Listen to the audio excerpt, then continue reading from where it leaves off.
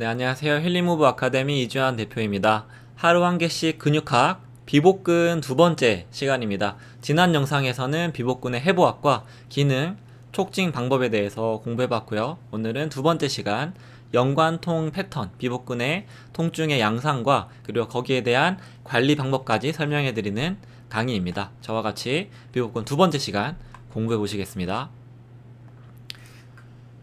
자, 먼저 연관톡 패턴에 대해서 이렇게 설명을 드릴 텐데 TP가 총 4가지가 있습니다. 꽤 많은 TP를 가지고 있고요. TP를 보시면 이 위쪽에, 그러니까 아킬레스건이 아니라 근육의 위쪽 상단에 밀집되어 있는 것을 볼 수가 있고, 하나씩 살펴보겠습니다. TP1은 4가지 TP 중에서 안쪽에 아래쪽에 있는 TP가 첫 번째 TP1입니다. 양상은, 이 TP의 특징적인 양상은 뭐냐, 발바닥의 족궁, 그러니까 아치 쪽으로 통증을 방사시킨다는 특징이 있습니다.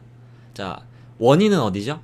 원인은 종아리입니다. 하지만 여기에 TP가 생기면 발바닥이 아프기 때문에 족저근막염으로 오인할 수 있는 소지가 있는 그러한 TP라는 거죠. 특이한 어떤 양상을 가지고 있고, 뿐만 아니라 대퇴 후면과 그리고 종아리 안쪽까지 넓게 뻗치는 통증이 있기 때문에 상당히 넓은 통증 유발점을 가지고 있습니다. 자, 증상으로는 걸을 때 또는 서 있을 때 지금 말했던 부분에 대해서 통증을 느낄 수가 있고, TP1과 TP2가 발생시키는 통증에서 가장 고통스러운 게 뭐냐면 장단지 경련입니다. 우리가 이걸 머슬 크램프라고 하는데, 쥐가 나는 거죠. 쥐났다라고 많이 쉽게 표현하는 것인데, 근육 경련입니다. 얼마나 심하냐면 자다가 깰 정도로 그렇게 근육의 경련이 날 수가 있다는 것이죠. 근육 경련에는 여러 가지 요인이 있을 수 있습니다. 무기질이나 미네랄의 어떠한 불균형에 의해서도 나올 수가 있고, 아니면 어떠한 부종이라든지 아니면 수분의 부족 때문에도 나올 수가 있지만, 지금 말하는 이 TP1과 비복근의 TP1과 비복근의 TP2 때문에 이러한 장단지 경련이 일어날 수 있기 때문에 어떻게 해야겠죠? TP를 비활성화 시킬 수 있는 마사지 방법과 그리고 스트레칭 방법을 알아야 장단지의 경련을 예방하고 또 관리할 수가 있겠죠. 자, 장단지 경련을 주로 호소한다는 거 꼭 기억을 해주시고요. 자, 두 번째 TP2입니다. TP2의 위치는 4가지 TP 중에서 바깥쪽 아래쪽에 위치한 TP입니다. 통증은 원과는 다르게 집중된 통증, 통증 유발점의 그 위치에 집중된 통증, 그리고 거기서 위아래로 약간 확산된 통증을 일으키는 거죠. 하지만 TP1과 비교해서는 훨씬 더 많은 부분이 아니라 조금 더 집중된 통증으로 보면 될 것 같고, 1과 2가 합쳐서 뭘 일으킨다고 했죠? 장단지의 근경련을 일으킨다고 했습니다. 장단지에 쉽게 근피로를 유도할 수가 있고, 그리고 만성적으로 긴장이 되게 되면 비복근의 긴장이 그 밑에 있는 가자미근도 똑같이 긴장을 시킵니다. 비복근 밑에 가자미근이 있으니까. 근데 그 가자미근의 밑에는 뭐가 지나가냐면 동맥과 정맥, 신경이 지나갑니다. 그래서 가자미근의 긴장이 동맥, 정맥, 신경에 폐색을 일으켜서 혈관의 문제, 그리고 신경의 문제, 다리가 저리고 아파요, 또는 좀 부어요, 피가 잘 안 통해요, 이러한 증상들이 생길 수가 있다는 거. 그리고 만지게 되면, 촉진했을 때 시큰거리는 통증, 꽤 강한 통증이 유발된다는 것도 TP2의 통증 증상입니다. 기억하셔야 될 거는 TP1과 TP2가 합쳐서 뭘 일으킨다? 장단지의 경련을 일으킨다. 반드시 비활성화시키고 스트레칭 시켜야 하는 그 위치가 여기라는 것을 기억을 해주세요. 자, 따라오는 이제 TP3, 4가 같이 나오는데 3번과 4번은 부착부의 바로 아래에 있습니다. 그러니까 여기를 우리는 오금이라고 표현을 하는데요. 오금 주변이고, 3번은 내측 오금, 4번은 외측 오금의 통증을 일으키게 됩니다. 그래서 3번, 4번이 함께 집중된 이 통증 유발점 부위에 집중된 통증, 그리고 무릎의 뒤쪽에 집중된 통증을 일으킨다. 그리고 오금이 아프다 생각해야 되는 게 우리가 그 무릎에서 팜리티우스라고 하는 오금 근육도 배웠는데 그것뿐만 아니라 비복근의 TP 3, 4번도 무릎의 오금을 아프게 할 수 있다라는 겁니다. 자, 증상으로는 무릎의 심부 깊숙한 통증을 유발할 수가 있고 특히 무릎을 신전하는 걸 제한할 수가 있습니다. 그래서 우리가 걸을 때는 무릎이 반드시 다 펴져야 하는 그 힐 스트라이크, 발 뒤꿈치가 닿을 때는 무릎이 다 펴져야 하는데 그때도 무릎이 약간 접어진 상태. 왜냐면 피면 근육이 늘어나면서 통증을 야기할 수가 있기 때문에 보상 쪽으로 무릎을 굽히게 하는 그러한 움직임의 보상이 일어날 수가 있겠습니다. 그러다 보니까 무릎 관절의 염증 질환, 무릎에 염증이 생긴 게 아니냐라고 오인할 수가 있다는 것이죠. 그래서 톡진을 하면 상당히 압통이 심하다라는 특징이 있습니다. 자, 스트래핑 방법 어떻게 관리를 해줘야 할까요? 네, 먼저 마사지 방법이 있고 간단한 스트레칭 방법이 있는데 비복근의 마사지는 정말로 추천을 드립니다. 꼭 배우셔서 먼저는 가까운 가족분들에게 정말 많이 해주시고요. 왜냐면 우리가 이 비복근은 많이 쓰는데 그만큼 관리를 많이 안 하는 부분 중에 하나입니다. 목이나 어깨는 충분히 만질 수가 있는데 종아리를 스스로 잘 만지는 습관이 안 되어 있기 때문에 본인이 아는 것도 좋지만 우리가 스스로 가족분들부터 먼저 관리해 주시면 좋을 것 같습니다. 자, 두 가지 방법을 소개를 해드리면 첫 번째는 상대적으로 긴장도가 좀 낮아지는 방법인데 무릎을 굽힙니다. 무릎을 굽히게 되면 이 근육의 긴장도가 좀 떨어집니다. 그래서 관리사의 허벅지에다가 다리를 올립니다. 그러면은 약간 긴장도 떨어뜨린 상태에서 원위부에서 근위부, 먼 쪽에서 몸쪽 방향으로 스트리핑을 씁니다. 스트리핑이라는 건 근육의 결대로 밀어주는 방법인데요.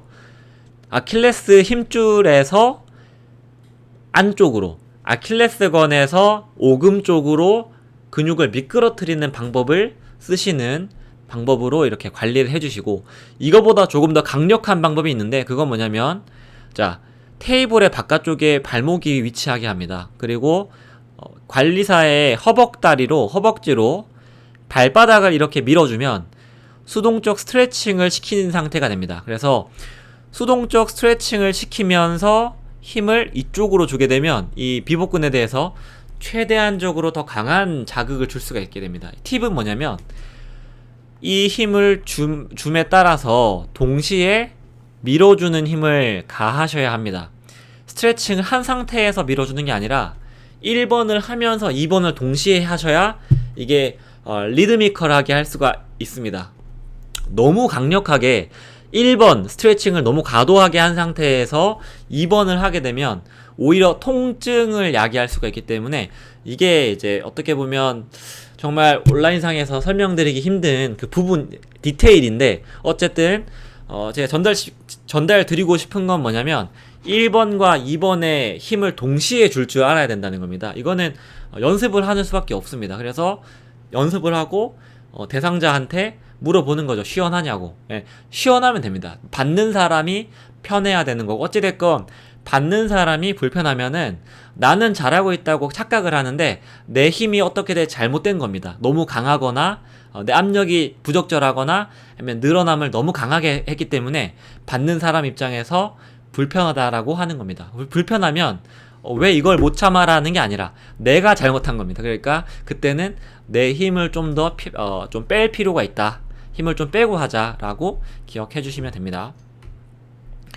자, 허혈성 압박법, 특히 오금 같은 부분에 이 TP 3, 4번의 허혈성 압박법이 효과적입니다. 1, 2번도 당연히 허혈성 압박 괜찮고요. 3, 4번도 좋습니다. 엄지손가락으로 허혈성 압박을 지그시 눌러주면 되고 내 손가락을 아끼겠다라고 하면 엄지손가락 대신에 지압봉이나 아니면 마사지공으로 하셔도 되겠죠. 근데 여기는 이제 제가 진동건을 추천드리진 않습니다. 왜냐면 여기 밑으로 그 오금 동맥, 정맥, 신경이 지나가기 때문에 진동건은 그 진동의 힘을 조절하기가 조금 초보자 입장에서는 힘이 듭니다. 그래서 오히려 신경이나 혈관을 자극할 수가 있기 때문에 손으로 연습하는 거를 추천을 드리겠습니다.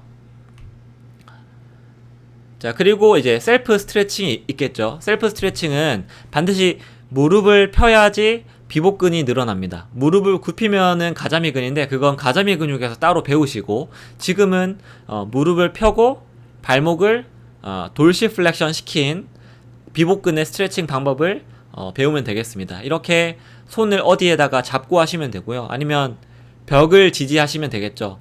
또한 이걸 응용하시면 됩니다. 이거 대신에 계단 같은데 올라가서 다리를 이렇게 놓고 다리가 이렇게 늘어날 수 있게 얘를 이제 계단 끝에다가 놓는 거죠. 그러면은 여기 뒤쪽이 늘어날 수 있게 만들어 주셔도 되고, 계단이 될 수도 있고 아니면 체어가 될 수도 있겠죠. 뒤꿈치를 쭉 늘려주시면 되는 것입니다.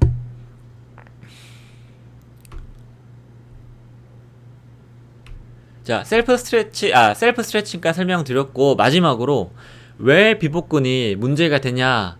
너무 많은 문제들이 있는데, 여기서 좀 1번, 언덕을 오른다. 가파른 언덕을 오를 때 이제 너무 늘어난 상태에서 힘이 작용을 합니다. 그러니까 신장성 수축을 많이 해야 되기 때문에 그럴 때 활성화 요인이 될 수가 있겠습니다. 가파른 언덕이라고 하면은 발목이 젖혀지게 되겠죠. 돌시플렉션. 그러니까 비복근이 늘어났겠죠.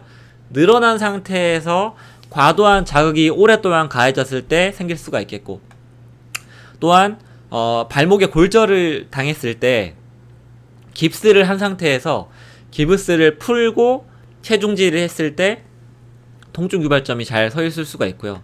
그리고 5번, 6번까지만 체크하시면 될 것 같습니다.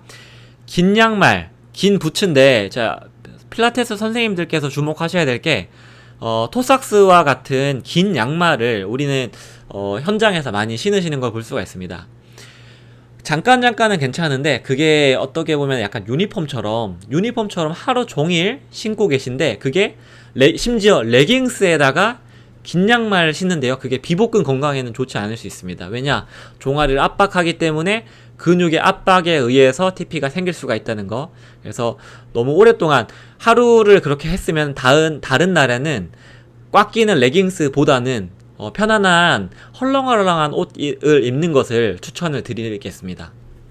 그리고 마지막으로 굽이 높은 하이힐은 오히려 1번과는 반대로 플란타 플렉션을 너무 과도하게 하는 단축성 수축을 많이 하기 때문에 비복근이 활성화가 되겠죠. 이러한 활성화 요인까지 정리를 해 보았습니다.